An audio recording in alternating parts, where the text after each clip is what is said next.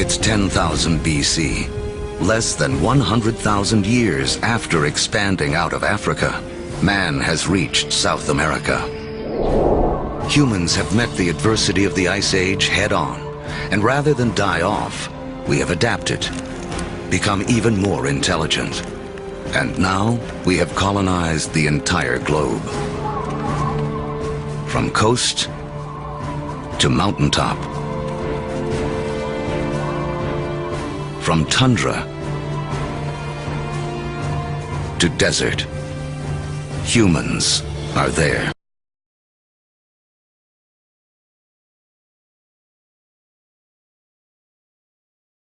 As the glaciers recede, they carve out lakes, rivers, and bays.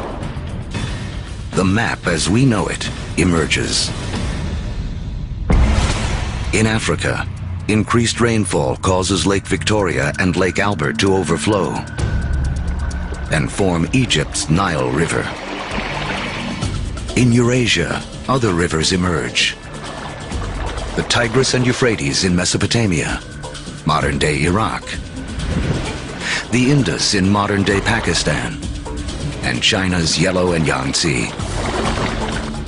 These river valleys become critically important for how human history will now be played out following the retreat of these ice sheets.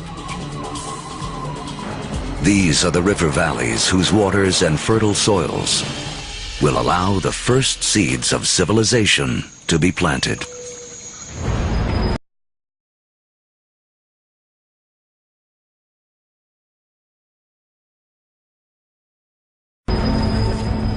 With temperatures warming after the Ice Age, plants and animals are more plentiful, and man can finally choose to stop moving. Permanent settlements begin. Populations grow.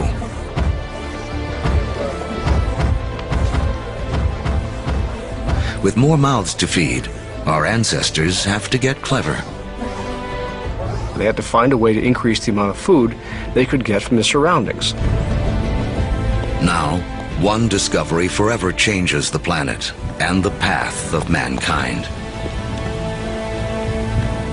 We learned to plant seeds. In the warming after the last Ice Age, farming begins to take hold in a half-dozen places around the globe. But by the fortunes of geography, no place in the ancient world has a better concentration of plants and animals that can be domesticated than the Middle East's Fertile Crescent.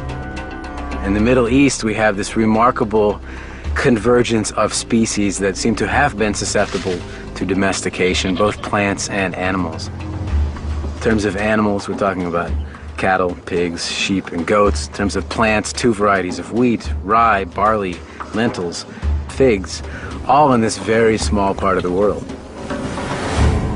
Unlike the Fertile Crescent and the rest of Afro-Eurasia, places like sub-Saharan Africa and the Americas have very few wild species that can be easily domesticated.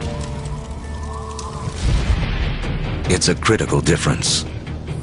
People blessed with the right mix of plants and animals will become more powerful and get a massive head start on the road to the modern world.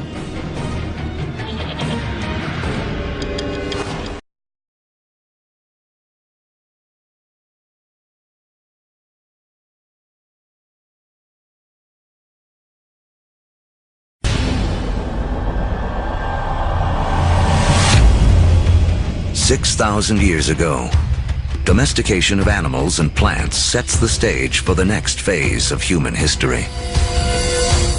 Like clouds of interstellar dust gathering in material to form stars, a type of gravity is at work as places like Sumeria, located in part of the Fertile Crescent known as Mesopotamia, draw in people, support large populations, and spin up into centers of power and innovation. By 3000 BC, some of these Sumerian settlements can truly be called our first cities. One of them, Uruk, has around 50,000 people living in less than 1 square mile. A population density that rivals modern-day New York City. Humans have become so efficient at deriving energy from domesticated food that this land area, which would have supported only a single hunter-gatherer, now can support thousands. But a change in diet also triggers a new dependence. Once you move to agriculture, you are depending for 80–90% of your calories on perhaps one or two species. In the case of the Middle East, wheat and barley. In the case of wheat and barley, they both ripen at about the same time. Humans have to gather the seeds at the same time. So now we have our food for the year that has arrived in one hit. It's like getting your salary paid once a year. You need to record it, you need to plan, because if inevitably your crop fails, you have famine, and you're not going to have another go for another 12 months.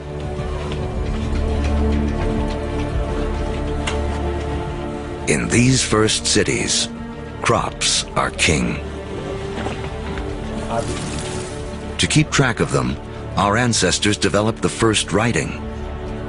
To protect them, the first armies.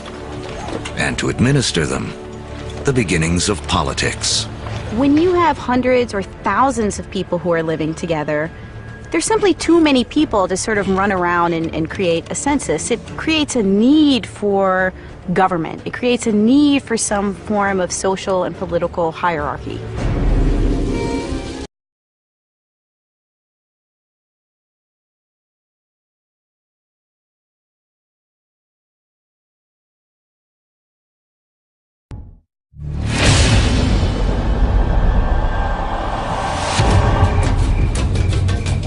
"5,000 years ago, after wandering the earth for more than 100,000 years, mankind has begun to settle down. We cluster near rivers, along the Tigris and Euphrates, the Nile, the Indus, the Yellow and Yangtze. Civilizations are about to take off. But first, they must all master one thing: trade. The more they exchange goods and learn from other lands, the faster they grow. It seems that long-distance trade and communication is a necessary precursor to allow urban civilization as we know it.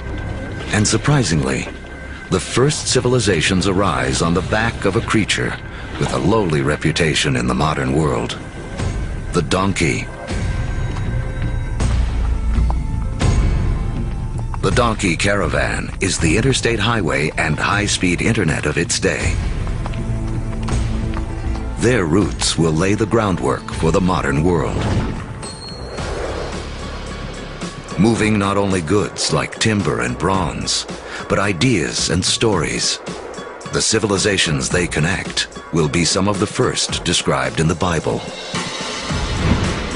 The caravan routes converge at the Persian Gulf, where they link up with ships that carry goods to India. It essentially brought these civilizations together into great cultural and material exchange, and really was the beginning of the trend towards globalization. It is a key to understanding how our world works to this day. Just like the first civilizations, we trade and form networks. These networks form hubs. And throughout history, being at that hub has meant one thing. The amount of ideas, the amount of cargo that passes through a region seems to have a direct correlation to how powerful and important they are.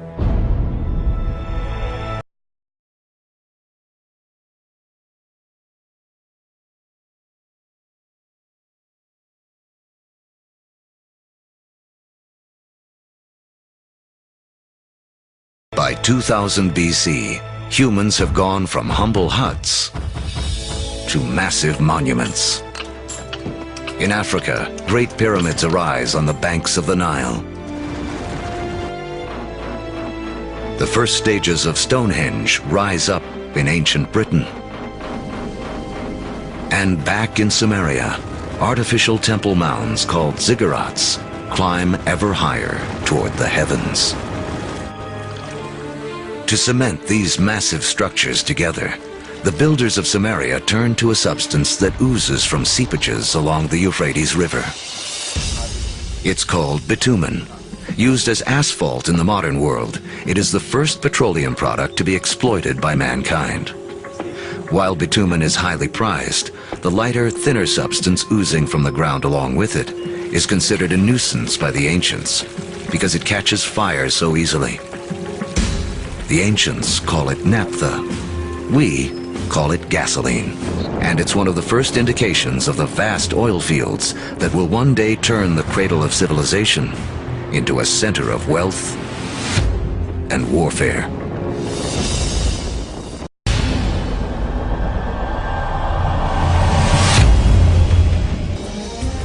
The legacy of these first civilizations can be seen in surprising ways. The Sumerian counting system was based on the number 12 rather than 10, which is why we divide our days into two 12-hour blocks, our hours into 60 minutes, and our minutes into 60 seconds. The Sumerians also likely invented the wheel, which eventually leads to another innovation that will change the course of man, the chariot.